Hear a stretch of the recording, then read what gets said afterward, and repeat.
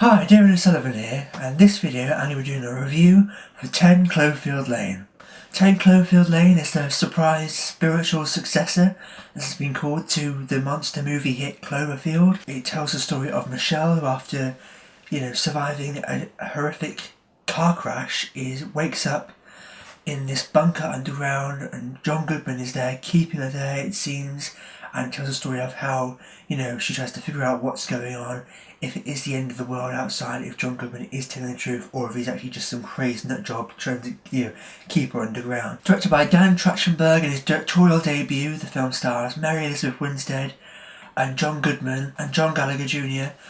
And yeah, so let's talk about it. First off, in terms of positives, one of the things I liked most about 10 Cloverfield Lane was how it differed from being just a typical generic alien invasion movie. I mean, I did like the original Cloverfield. I mean, that was great for what it was, but I'm really glad for this film they decided to do something completely different, because they could have so easily just done the same thing, just done another big alien invasion monster movie thing, but I'm so glad they didn't do that. I think a lot of people may be annoyed and agitated that 10 Cloverfield Lane isn't like Cloverfield, but it's pretty obvious from the trailers it's something completely different, and I knew that going in. I expected it to be different from Cloverfield, to not be like Cloverfield at all, and I really liked that. I really liked how different it was from Cloverfield, different in a good way. It was refreshingly different. It's not, like I said, it's not just your typical big blockbuster alien invasion movie. It was really more of a psychological suspense thriller, and I love that.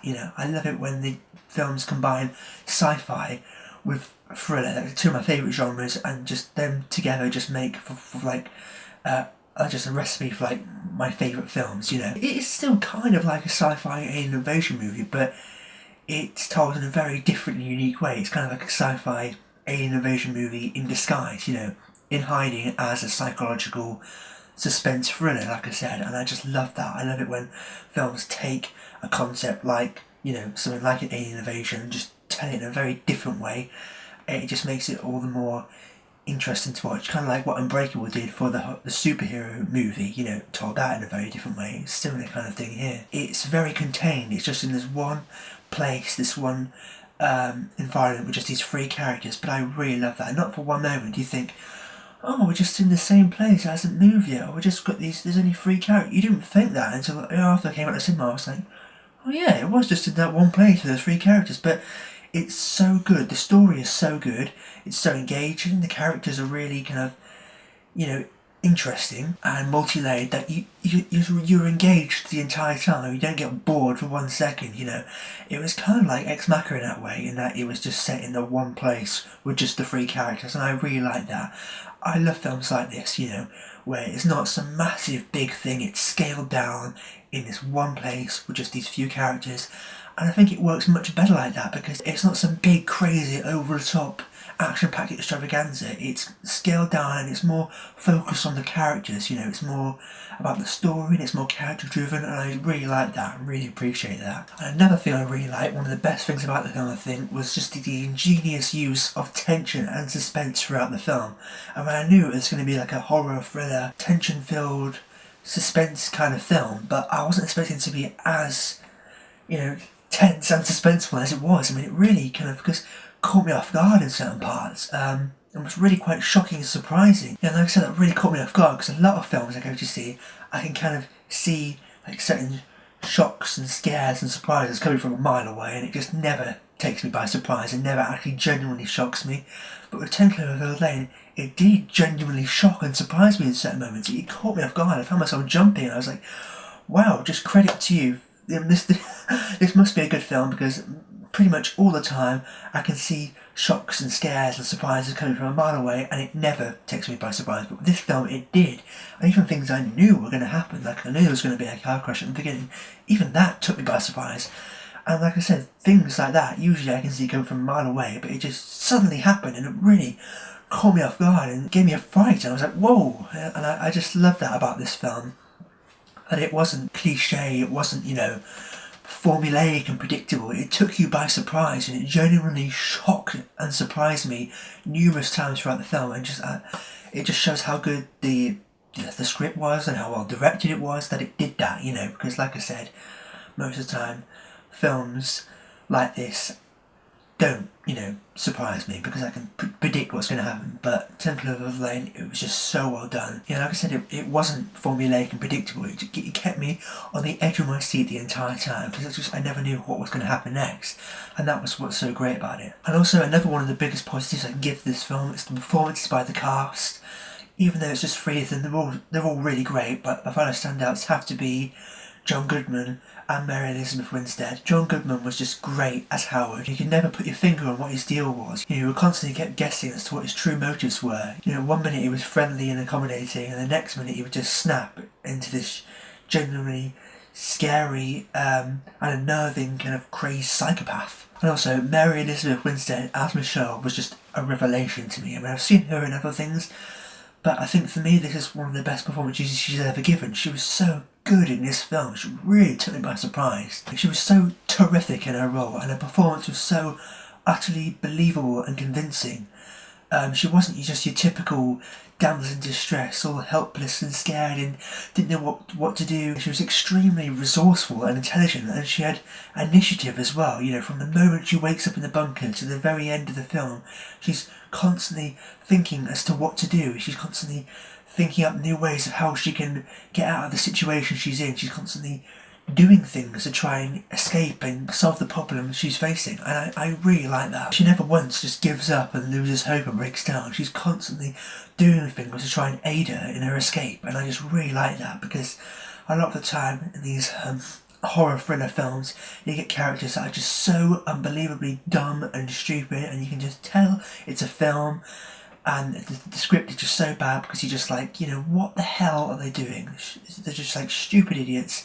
And you're like, why would you do that? But in this film, oh my god, it was completely different. The main character, played by Mary Elizabeth Winstead, she's just so clever. Like I said, she's just so resourceful and intelligent, and she's constantly doing things to try and think up new ways of escaping. And I really like that. I really appreciated that they decided to do that for the main character and make her as intelligent as she was and as resourceful as she was, and she had that initiative to try and think up new ways of trying to escape and get out of the situation she was in, because it just made it all the more believable. It was like, yeah, if I was there, I would be trying to do things. I wouldn't just give up, It was just so well done. And also, another positive, the use of sound in the film, I think it was really well utilised. There are numerous moments throughout the film where the sound and sound editing really helps to just maximise the impact and effect of certain moments. It helps to increase the tension of the drama, and it makes it, feel like you're there. It makes it all the more unnerving and shocking.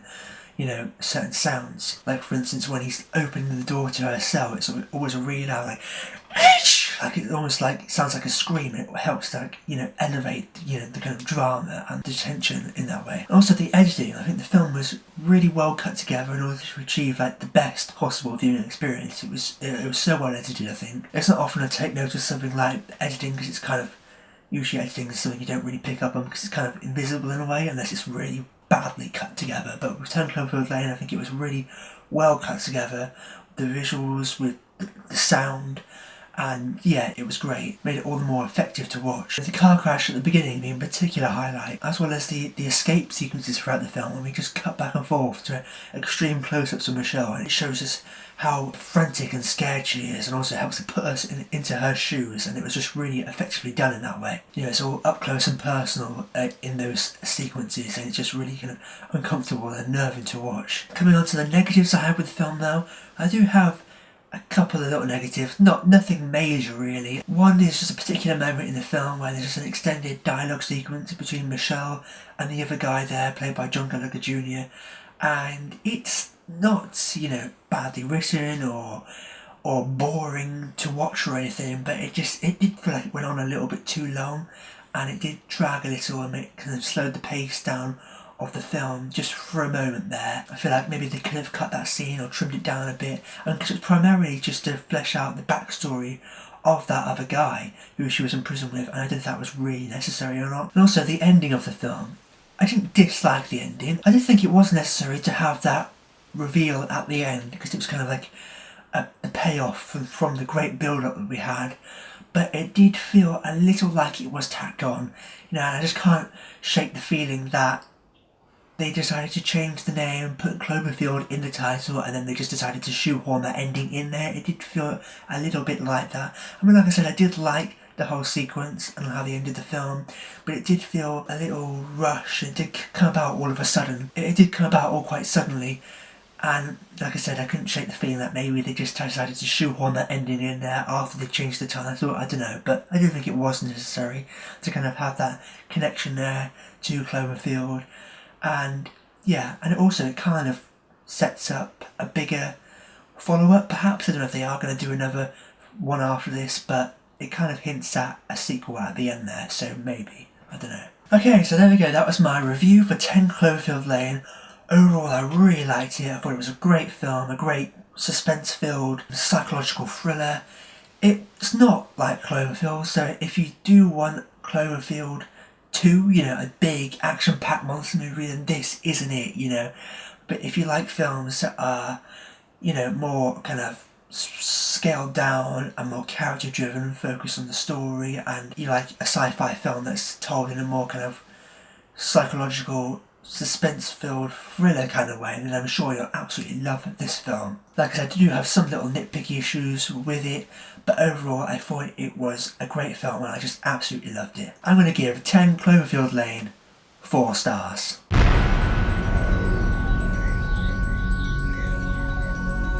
Also, I am in the middle of watching season 2 of Daredevil. I'm only up to episode 5 at the moment, but so far I'm just absolutely loving it, so I will get around to doing a review for that as soon as I've finished watching the season. And also, I'm going to be doing my first in my Deconstructing a Classic segment either at the end of this month or beginning of April, and that'll be for Superman the movie, probably just after Batman v Superman comes out.